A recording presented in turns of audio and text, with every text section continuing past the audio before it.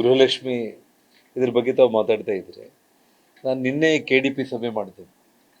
ನಿನ್ನೆ ನಾನು KDP ಸಭೆಯಲ್ಲಿ CDP ಅಧಿಕಾರಿಗಳನ್ನ ನಾನು ಕರೆದು ಮಾತಾಡೋ ಸಂದರ್ಭದಲ್ಲಿ ಗೃಹಲಕ್ಷ್ಮಿ ಯೋಜನೆ ಎಷ್ಟು ತಿಂಗಳಿಂದ ಬರ್ತಾ ಇಲ್ಲ ಅಂತ ನಾನು ಕೇಳಿದ್ದೆ. ಫೆಬ್ರವರಿ ತಿಂಗಳಿಂದ ಇದುವರೆಗೂ ಕೂಡ ಬಂದಿಲ್ಲ. ಅವ್ರಿಗೆ ಮತ್ತೆ ಎಲೆಕ್ಷನ್ಸ್ ಏನಾದರೂ ZP ಇಂಥದ್ದು ಎಲೆಕ್ಷನ್ ಬಂದರೆ ಕರೆಕ್ಟ್ ಆ ಟೈಮ್ಗೆ ನಾಳೆ ಬೆಳಿಗ್ಗೆ ವೋಟಿಂಗ್ ಇದ್ರೆ ಮುಂಚೆ ದಿನ ಒಂದೆರಡು ಕಂತು ಆಗಿಬಿಡ್ತಾರೆ.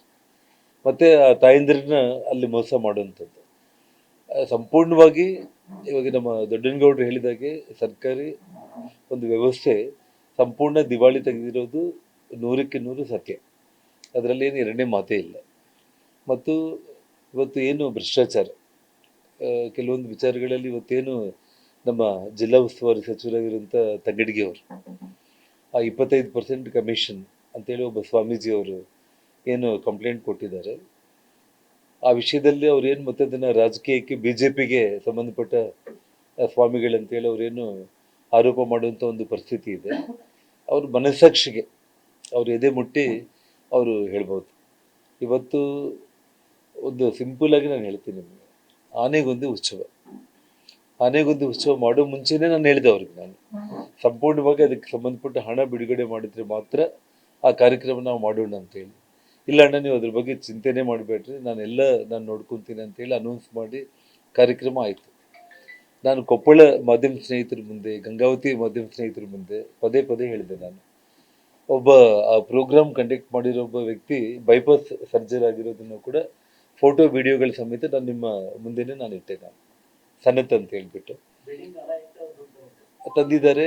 ಅವನು ಹಾರ್ಟ್ ಪ್ರೆಷರ್ಸ್ಗೆ ತಡ್ಕೊಳಕ್ ಆಗದೆ ಇರುವಂತ ಸ್ಥಿತಿ.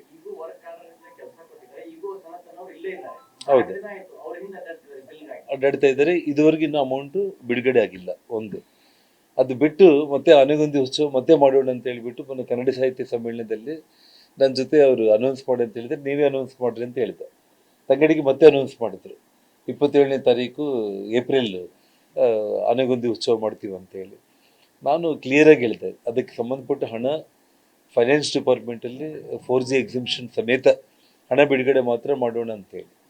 ಆದರೆ ಏನು ಮಾಡಿದರು, ನನ್ನೊಂದು 36 ದಿವಸಗಳು ನನಗೇನು ಕೋರ್ಟ್ ಕಡೆಯಿಂದ ನನಗೇನು ತೊಂದರೆ ಆಗಿತ್ತು, ಆ ಸಮಯದಲ್ಲಿ ಬಂದು ಪ್ರೆಸ್ ಕಾನ್ಫರೆನ್ಸ್ ಎಲ್ಲ ಮಾಡಿ ಇಲ್ಲಿ ಶಾಸಕರಿಲ್ಲ ಅನ್ನೋದಕ್ಕೆ ನೀವು ಯಾರೂ ಚಿಂತೆ ಮಾಡೋ ಅವಶ್ಯಕತೆ ಇಲ್ಲ, ಅವರ ಅನುಪಸ್ಥಿತಿ ಏನಿದೆ ಅದನ್ನು ನಾನು ಪೂರೈಸ್ತೇನೆ, ಒಬ್ಬ ಶಾಸಕರ ಸ್ಥಾನನ ನಾನೇ ನಿಭಾಯಿಸ್ಕೊಂಡು ಹೋಗ್ತೀನಿ, ಯಾವುದೇ ಕಾರಣಕ್ಕೂ ಕೂಡ ಅಭಿವೃದ್ಧಿ ಈ ಕೆಲಸಗಳ ವಿಚಾರದಲ್ಲಿ ನಾವು ಭಾಳ ದೊಡ್ಡ ಪ್ರಮಾಣದಲ್ಲಿ ಮಾಡ್ತೀವಿ ಅಂತೇಳಿ ಎಲ್ಲ ಮಾತಾಡಿದ್ರು. ಆದರೆ ಒಂದು ಪರಿಸ್ಥಿತಿ ಏನಾಗಿದೆ ಅಂತಂದರೆ, ನಿನ್ನೆ ನಾನು KDP ಸಭೆ ಮಾಡುವ ಸಂದರ್ಭದಲ್ಲಿ ಸರ್ಕಾರಿ ಯೋಜನೆಗಳು ಜನಗಳಿಗೆ ತಲುಪ್ತಾ ಇಲ್ಲ. ಆದರೆ ಈ ಗೃಹಲಕ್ಷ್ಮಿ ಇಂಥವೆಲ್ಲದೂ ಕೂಡ ತಾವಿವಾಗ ಏನು ಅನ್ನಭಾಗ್ಯಕ್ಕೆ ಲಾರಿಗಳಿಗೆ ಅಮೌಂಟ್ ಕೊಡ್ತಾ ಇಲ್ಲ ಅನ್ನೋಂಥದ್ದು ಅದು ಸತ್ಯ. ಅಂದರೆ ಮಾಧ್ಯಮಗಳ ಮುಂದೆ ಹೇಳೋ ಸಂದರ್ಭದಲ್ಲಿ ಈ ರಾಜ್ಯದ ಮುಖ್ಯಮಂತ್ರಿಗಳಿಗಾಗಲಿ ಮಂತ್ರಿಗಳಿಗಾಗಲಿ ಕೂಡ ಮನಸ್ಸಾಕ್ಷಿಗೆ ವಿರುದ್ಧವಾಗಿ, ಅಂದರೆ ಮಾತಾಡಬೇಕಂದ್ರೆ ಮಾತಾಡ್ತಾ ಇದ್ದಾರಾಗಲಿ, ಮಾಧ್ಯಮ ಸ್ನೇಹಿತರಿಗೂ ಗೊತ್ತಾಗ್ತಾ ಇದೆ, ಸಾರ್ವಜನಿಕರಿಗೂ ಗೊತ್ತಾಗ್ತಾ ಇದೆ.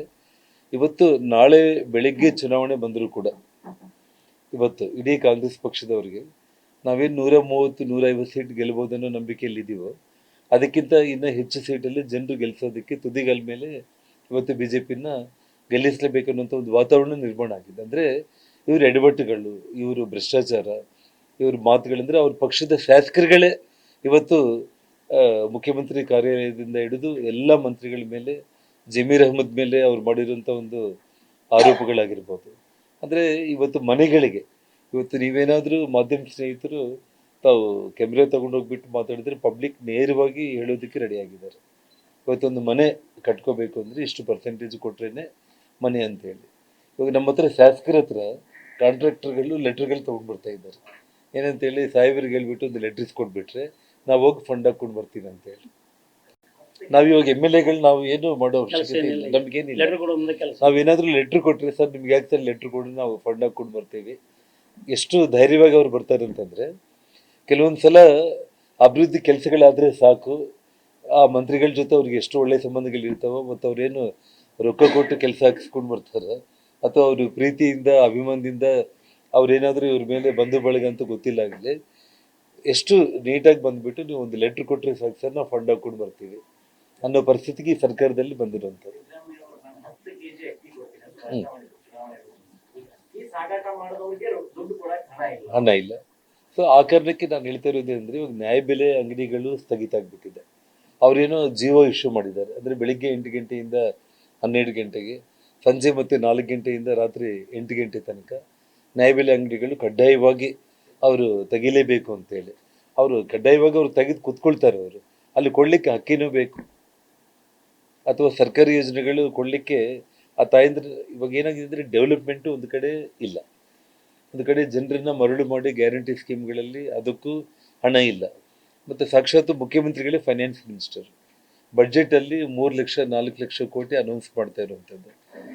ಡೆವಲಪ್ಮೆಂಟ್ ವಿಷಯದಲ್ಲಿ ಇವಾಗ ತಾವೇ ಕೇಳ್ತಾ ಇದ್ದೀರಿ, KKRDB ವಿಷಯದಲ್ಲಿ ರಾಯರೆಡ್ಡಿ ಅವ್ರ ಕಾನ್ಸ್ಟಿಟ್ಯೂನ್ಸಿನಲ್ಲಿ ಯಾಕಷ್ಟು ದೊಡ್ಡ ಪ್ರಮಾಣದಲ್ಲಿ ಕೆಲಸಗಳಾಗ್ತಾ ಇದೆ ಅಂತಂದರೆ, ಒಂದು ನಾನು ನೇರವಾಗಿ ನಿಮ್ಮಲ್ಲಿ ಹೇಳಬೇಕು ಅಂತಂದರೆ, ರಾಯರೆಡ್ಡಿ ಅವರು ಭಾಳ ಅದೇನು ಅನುಕೂಲ ಶತ್ರುಗಳಂತ ಹೇಳ್ತಾರೆ.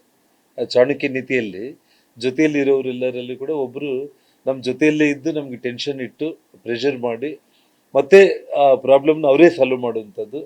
ಸೊ ಅನುಕೂಲ ಶತ್ರುಗಳಂತೇಳಿ ಚಾಣಕ್ಯ ಇದರಲ್ಲಿ 9 ಕೆಟಗರಿ ನಮಗೆ ಎನಿಮೀಸ್ ಇರ್ತಾರೆ.